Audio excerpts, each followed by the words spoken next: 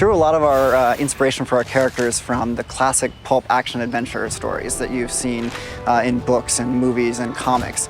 One of the hallmarks of this genre is the fact that you have a very relatable hero who's kind of an everyman. All of the heroes are really recognizable human beings with all of our strengths and flaws. And we figured out that that was something very important for helping audiences connect with the character. This is finally it. It's not just the fact that you have chases and gunfights and a heroine and all this other kind of stuff. It's the fact that the characters are real people. They can make mistakes, but be heroic. Nathan Drake is our hero, and he's the kind of guy who knows how to handle himself in a tight situation. But he's really just a guy in a t-shirt who finds himself in a difficult situation and has to rely on his wits a lot to save the day.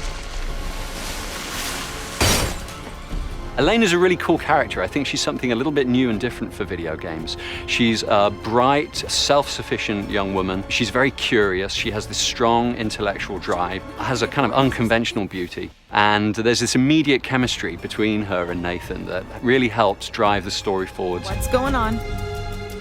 Pirates!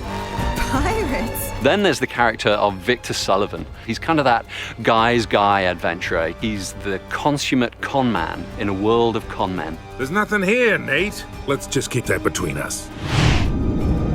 For the first time in Uncharted, we actually had to cast actors who had stage or TV or film experience because we were doing motion capture for all of our cinematic cutscenes. So we have real stage and film actors coming in, getting in the motion capture suit, recording their voice while they're acting out the scene, which I think is really important because you capture that moment rather than having them try to pantomime to some voice dialogue they've already recorded.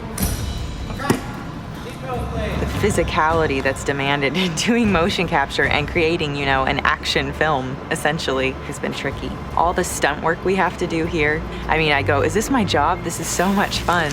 But at the same time, the next day, I'm like, oh my word, I am so incredibly sore. Well, I think the coming together of film, stage, and video and games is happening right here on the mocap stage. I really stage things as if I was doing a play or a scene from a movie.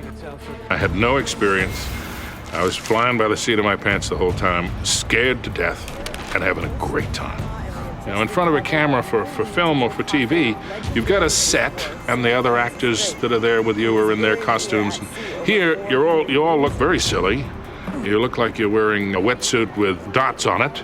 And so it really requires you to exercise your imagination even more.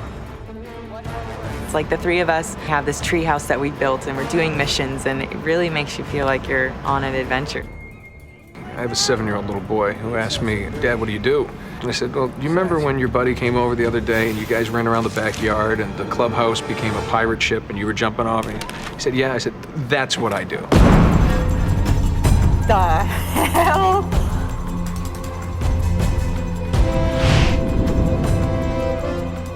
This is not a period historical adventure, it's a contemporary adventure. And so if we went with completely a classic approach to the music, kind of big orchestra, big traditional instruments used in traditional ways, to me that would have felt out of sync. Working in the action-adventure genre musically, you can frequently find yourself falling into a lot of cliche sort of action-adventure things musically. So we've tried really hard throughout the project to do things that people have never heard before. So the composer that we sought out actually is a guy named Greg Edmondson. Really great guy, really talented, and he's the guy that did all of the music for the television series Firefly. The way he was able to take unexpected instruments and use them to sort of support the story in this adventure, I thought, well, here's a guy I think who could get what we're after. Because you were on this island and you did not know where you were, and you were searching for something primitive, they thought this would be fun to use unusual instruments that don't get used a lot, and to use things that we do here, but not to use them in a normal way. And that sounded really intriguing to me. I like that kind of stuff. You can get all sorts of strange, unusual, weird ethnic instruments and play them in any number of ways, and it's just fun to do. he left a lot of room in the music, and he infused a lot of rhythmic excitement into the music so that it's both engaging melodically and texturally, but it's also very malleable for us in post. We can shape it to the world and let the world breathe and let the sounds of the jungle come through.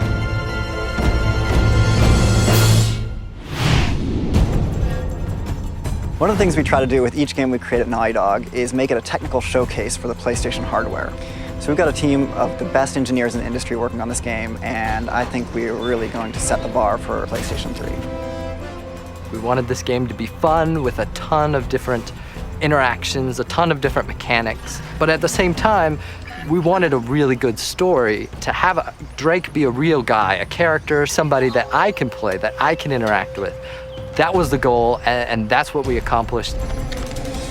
We've created a contemporary action adventure set in the real world. It's not a fantasy game. It's very much rooted in the reality that we all know. And yet, we really recapture all the romanticism in the original sense of telling a tale of heroic actions. So all of this stuff is really coming together to lend an incredible reality to our player character that I think audiences have really connected to. I think there's a huge value in going outside your comfort zone. You just don't go right to the obvious. Now, it makes everything much harder, but in the end, it's all worth it.